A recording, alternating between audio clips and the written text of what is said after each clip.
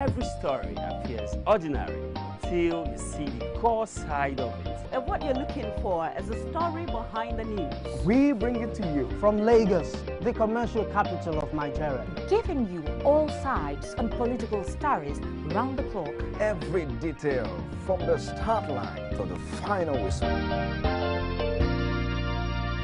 CoreTV News, expanding your view.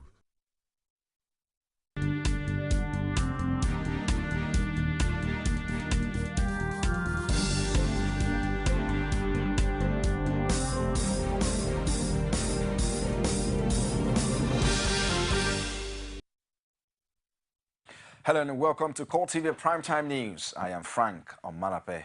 In our major story, management of Lagos-based firm Consultant Hospital opens up on late Patrick Sawyer, who brought the Ebola disease to Nigeria, says it took necessary measures in line with international standards to prevent the spread of the virus.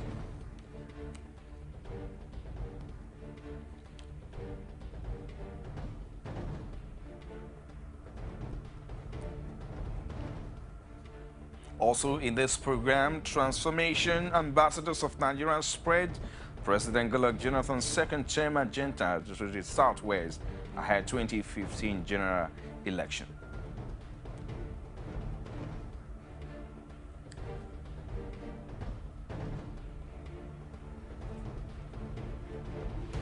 Department of State Security Service issues security alert on theft of nuns outfit in Kano.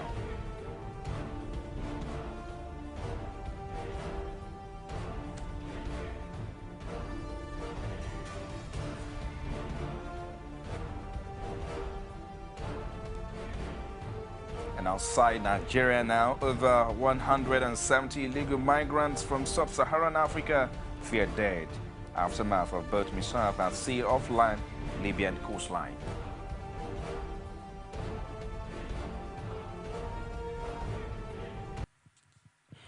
Thank you for joining us on CoreTV Primetime News tonight. Here are the details of the headlines news. The management of First Consultant Hospital in Obalende area of Lagos has spoken on late Liberian-American Patrick Sawyer, who brought the Ebola virus disease to Nigeria, saying it took necessary measures in line with international standards to prevent the spread of the virus. The hospital, in a press statement, says in spite of denial by Sawyer, who described himself as a senior diplomat from Liberia, adequate measures were taken, which included isolating the patient, implementing barrier nursing, and contacting the Lagos State Ministry of Health and the Federal Ministry of Health. Having treated for malaria with no significant improvement, the management of the hospital says it carried out tests for possible infectious hemorrhagic disease, especially Ebola, based on the fact that he was from Liberia, which has recently witnessed Ebola outbreak. In keeping with WHO guidelines, the hospital has shut down briefly as full decontamination exercise is currently in progress. The popular Liberty Stadium in Ibadan was filled to capacity Saturday as the Transformation Ambassadors of Nigeria (TAN) held a rally to persuade President Goodluck Jonathan to the contest 2015 presidential election. Olajumeke Olatuji brought back this report from Ibadan.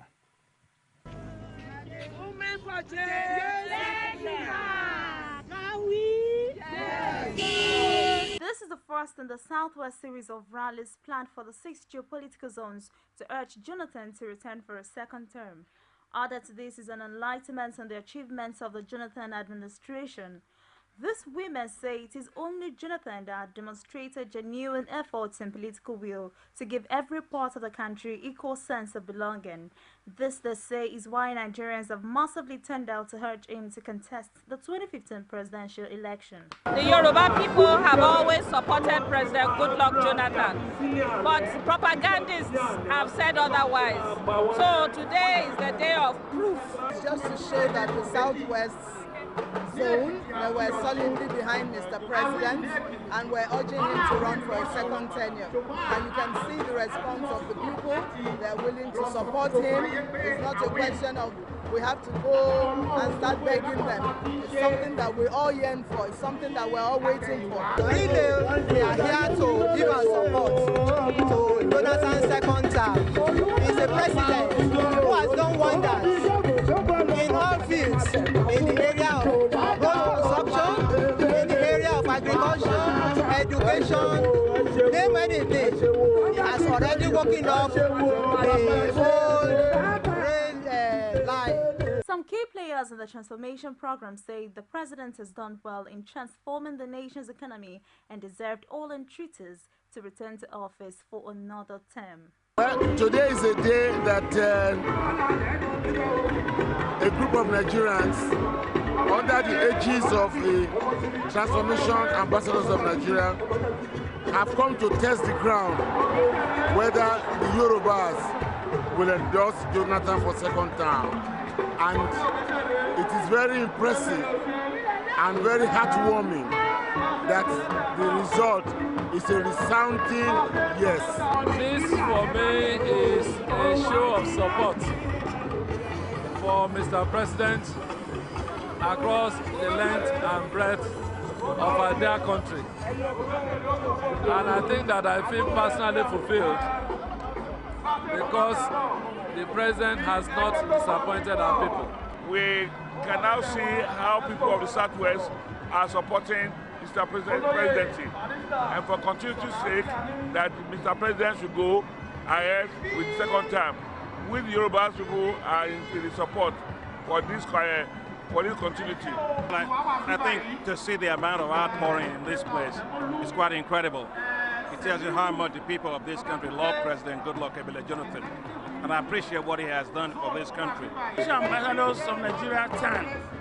It's an NGO here to us gathering friends and well-wishers of Mr. President to showcase achievements meritoriously to qualify for the next election. Southwest Caucus, Southwest version, we are holding today, and about 2 million signatures have been signed towards this. That shows that we are ready for Mr. President now. Exactly 6 months from now, Nigerians will be heading to the poll for the 2015 general elections. This set of people here have come out to express their love, support, and joy for the administration and achievements of President Goodluck Jonathan. They believe so much in his agenda and are beckoning on him to seek a renewal for his mandate. What do you believe? Olajumoke Olatuji, CoreTV News, Ibadan. Over now to Kaduna, where the leadership of the People's Democratic Party and the state has endorsed President Goodluck Jonathan for a second term in office. The leader has also passed a vote of confidence on Governor Mukhtar Ramalan Yero at a stakeholders meeting. Speaking at the occasion, Speaker of the House of Assembly says PDP lawmakers are rooting for Yero, who became governor after his predecessor, Patrick Yakowa, died in a helicopter crash in December 2012. Local government chairmen from all 23 council areas also endorsed Yero and foreclosed the possibility of primaries in the state. Responding, the governor who spoke in House says he believes in destiny and used the opportunity to declare his interest in seeking a return to office. Meanwhile, not all PDP stalwarts from southern Kaduna are prepared to support Governor Yero's ambition. They used the stakeholders meeting to counter a resolve by a faction of the southern Kaduna people to endorse the governor for PDP's ticket. The party members accuse Yero of being a stooge of Vice President Namadi Sambo, but he insists he is only interested in good governance.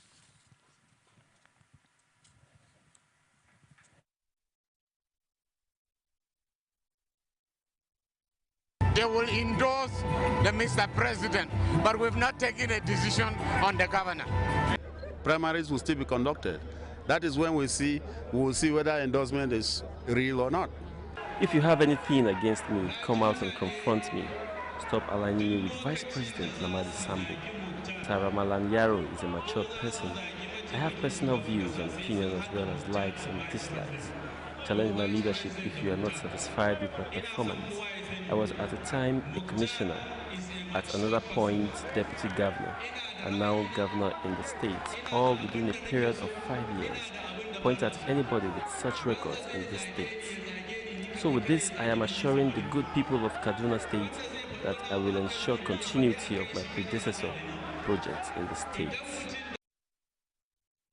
Some members of the All Progressive Congress have clamored for Kano State Governor Rabiu Kwankwaso to join the race for the party's presidential ticket. The members addressed a press conference in Abuja where they outlined what they say are qualities that stand Kwankwaso out in Nigeria's main opposition party. The politicians have also formed a pro-Kwankwaso group to facilitate their quest. He has run the executive aspect of the government. He was governor 2 times, and he also was deputy speaker. That means the National Assembly also he has basic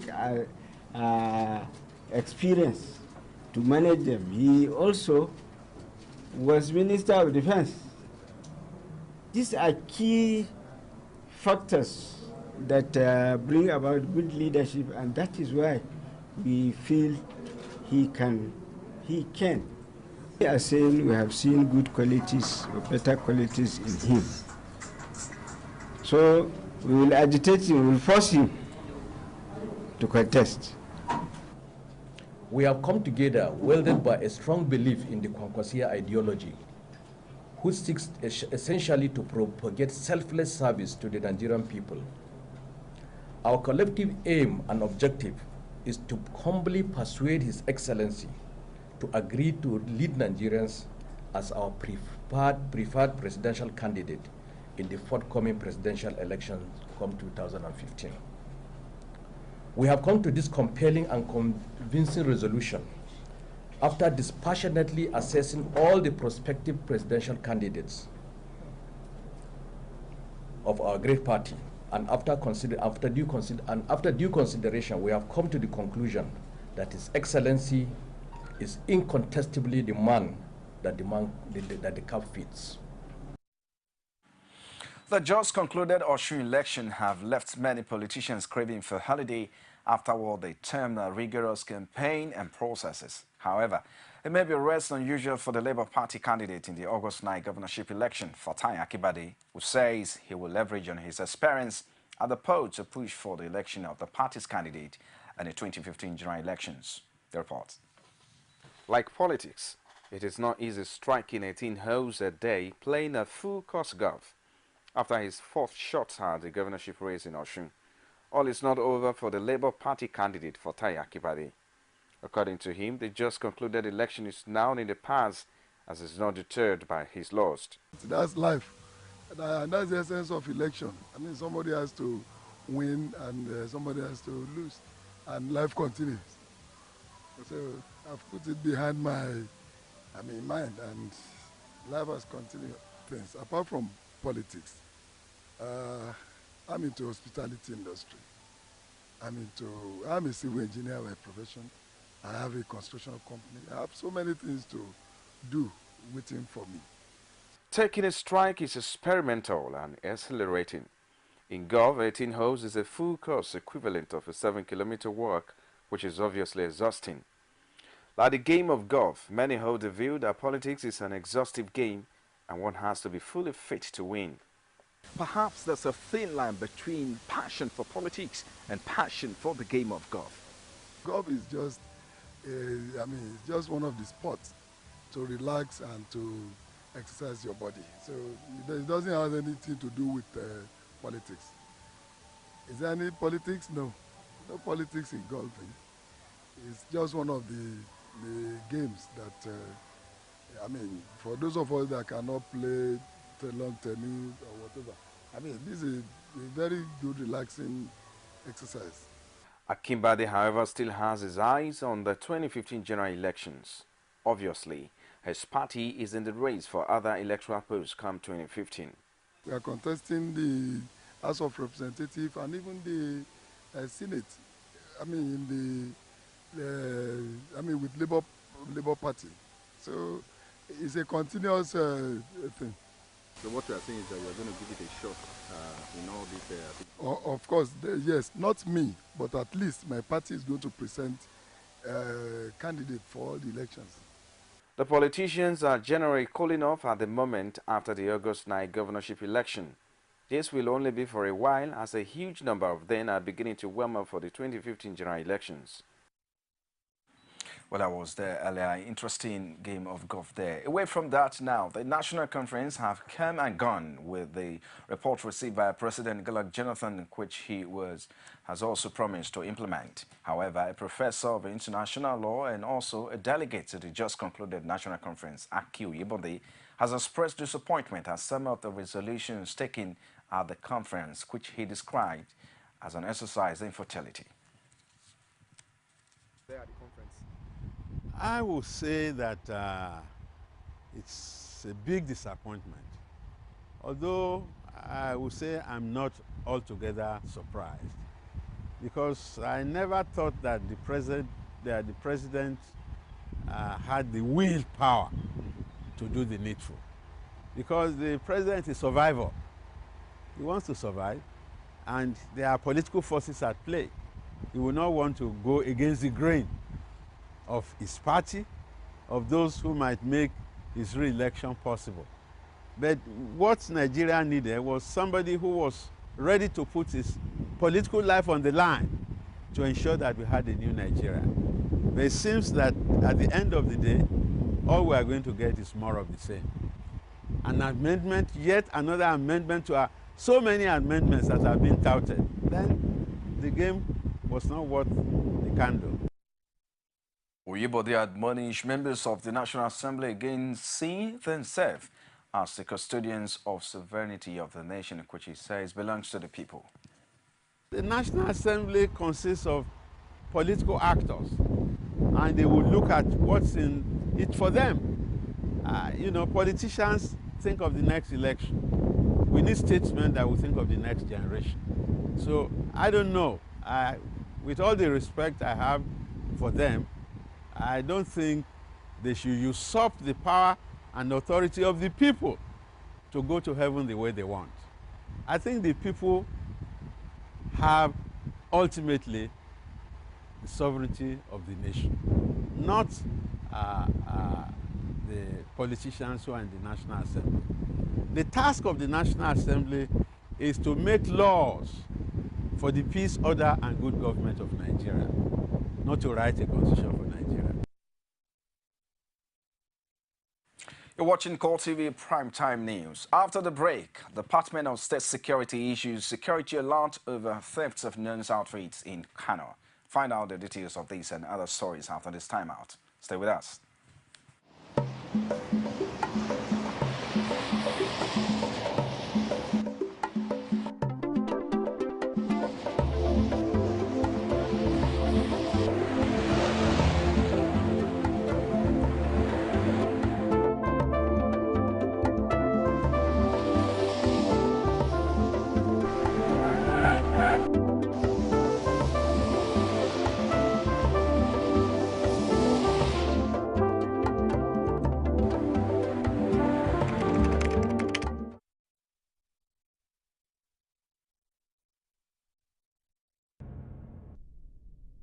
You can now watch CoreTV News live from anywhere in the world on our website www.coretvnews.com. Click on Live TV on our website and watch us live. And welcome to CoreTV Primetime News. To follow us on Twitter, click on Twitter icon on our website.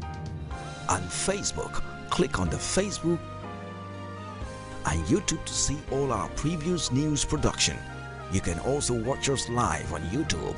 Click CoreTV, leave a space, then News. CoreTV News, a 24-hour news station. From the capital markets, we bring information on stock market reports, talk about GDP and economic growth, showcase entrepreneurs and startups, bring on financial experts to analyze and share the views on financial issues affecting the economy. On Business Weekly, we bring business to you.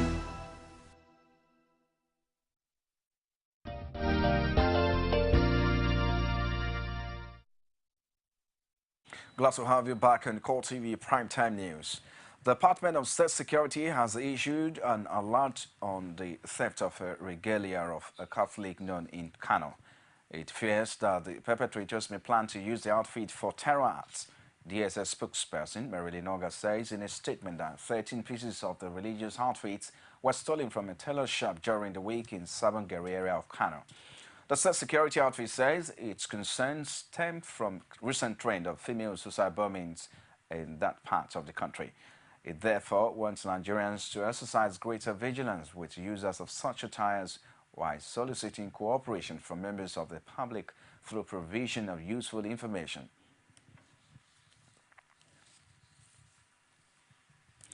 A group under the aegis Northern Adamawa and Southern Borno elders has urged the federal and the state government to find lasting solution to the recurring attacks in the areas. The chairman of the steering committee, Paul Wampana, made the call at the maiden meeting of the group in Abuja on Saturday. Wampana told journalists that the meeting was called to discuss how the group could assist the people who had been affected by terrorist attacks. He says the group will get the statistics of the people that have been affected by the attacks so as to avoid a repeat of what happened after the 2012 flood disaster. He added that Northern Adamawa and Southern Borno elders is non-partisan, non-political and non-sectarian group. The police have launched investigation into an alleged attempt by a police inspector to assassinate the Commandant General of the Nigerian Security and Civil Defense Corps at the Abolori. First Public Relations Officer Emmanuel Juku says the move followed a claim by the NNCDC spokesman Emmanuel Oke that the unnamed policeman threatened to shoot at Abolori. Oke has said the incident happened shortly after a team led by the NNCDC Commandant General arrested some suspected pipeline vendors and oil thieves in the Ikorodu area of Lagos. The NSDC spokesman says the armed police team arrived at the scene and told NSDC Commandant General that the area belonged to the police and that he has no right to be there. The police, however, say in a brief statement that the allegation is being investigated and the outcome will be made public soonest. As part of the ongoing reorganization in the Nigerian Police Force, Acting Inspector General Police Sulaiman Abba has ordered with immediate effect the posting of 8 Deputy Inspectors General of Police and 28 Assistant Inspectors General of Police to various departments, zonal commands and formations of the force. While charging the senior officers to bring their experience to bear on their new positions, the Acting Inspector General of Police urges the public to partner closely with the force in its determination to ensure improved safety and security in the country. Now we'll take another break on CoreTV Primetime News and we'll return shortly with sport and stories outside Nigeria. Stay with us.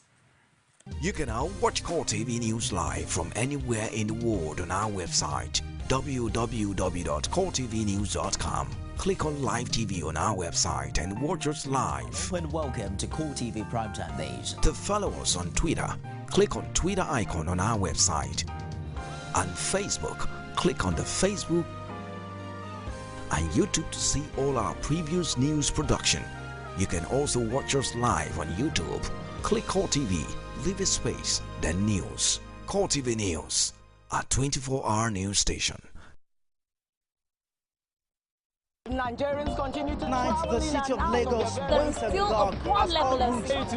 Be the first to know from the north, south, east, west and around Africa. We break the news. One Nigeria. Now you can catch all the actions live as the news breaks. We are CoreTV News. Welcome to CoreTV, our 24-hour news station. This is Judiciary Today. The judiciary's function is to interpret the law. The judge in Lagos State is perhaps one of the most comfortable judges in the world. You don't say because we are fighting terrorists or fighting terror, then you go about violating people's rights. We're not going to allow that in this country. So I think that's one of the reasons why some that's lawyers what lawyers do. I didn't say that what lawyers do. The TV show that brings you in-depth briefing and analysis of judiciary issues that affect you.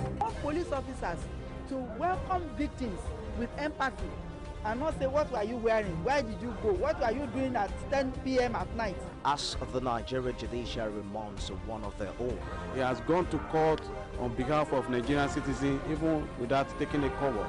It is time for lawyers to take their health very seriously, lawyers and judges. Only on CoreTV News.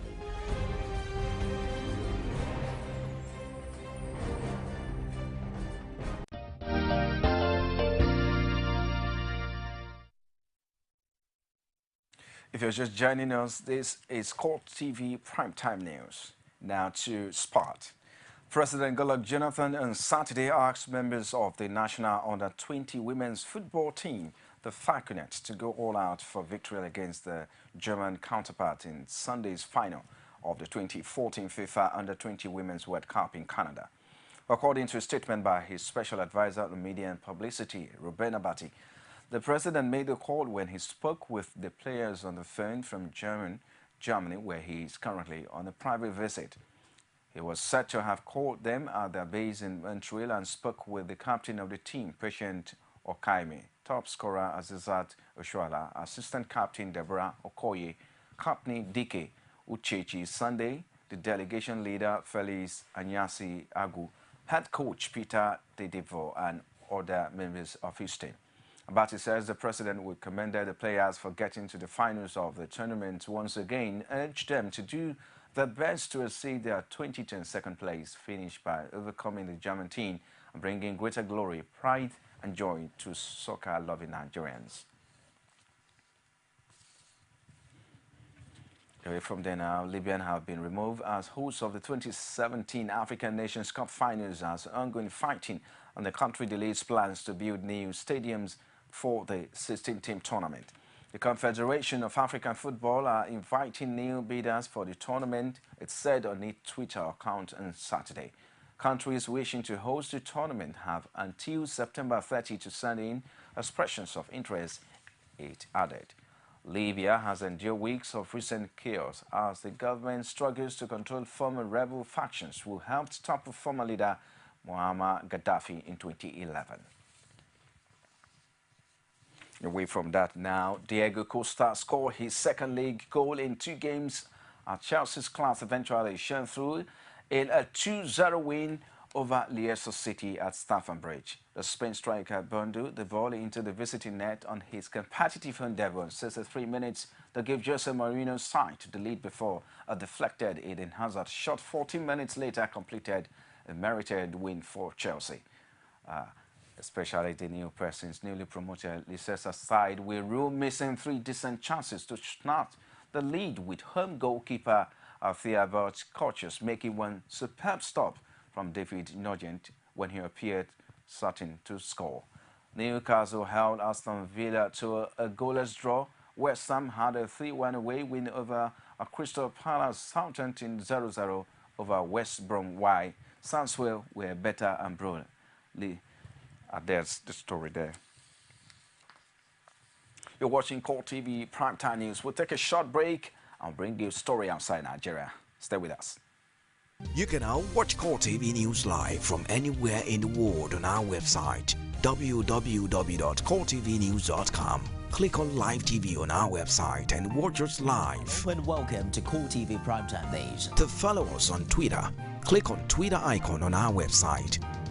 On Facebook, click on the Facebook and YouTube to see all our previous news production. You can also watch us live on YouTube. Click CoreTV, leave a space, then News. CoreTV News, a 24-hour news station.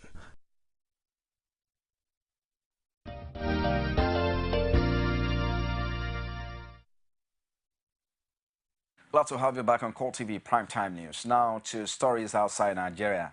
A Libyan Coast Guard official says a boat carrying 200 illegal migrants from sub-Saharan Africa was fair lost at sea off the capital Tripoli, with 170 people still missing.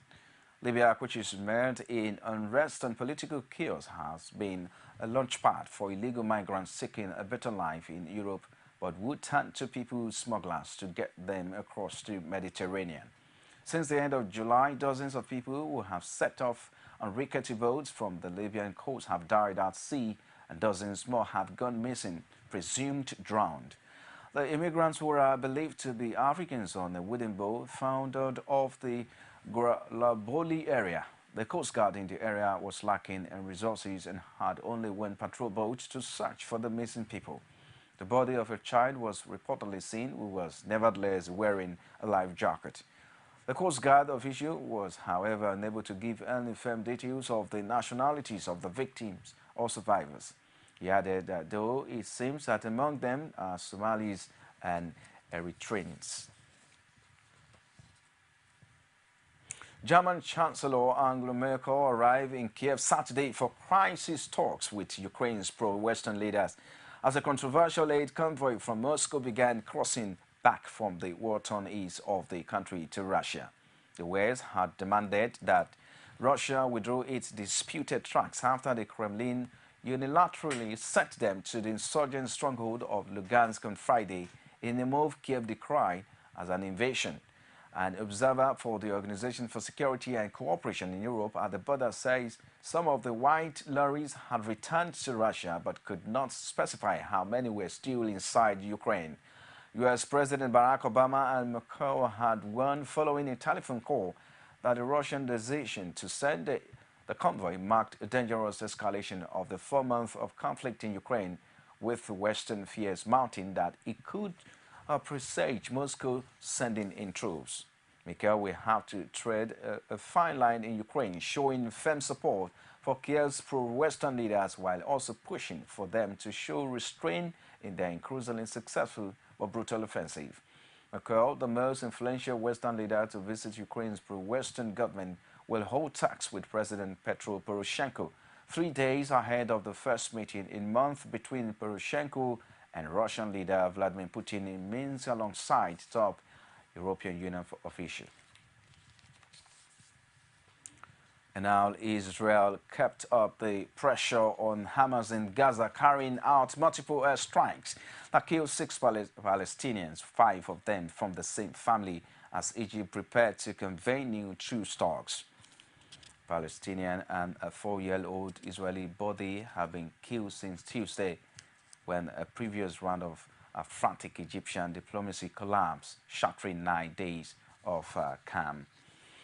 Baz meeting with Sisi came after he held 2 rounds of talks in Qatar on Thursday and Friday with Hamas leader Khalil Mashal, whose Islamist movement is a de facto ruler of Gaza.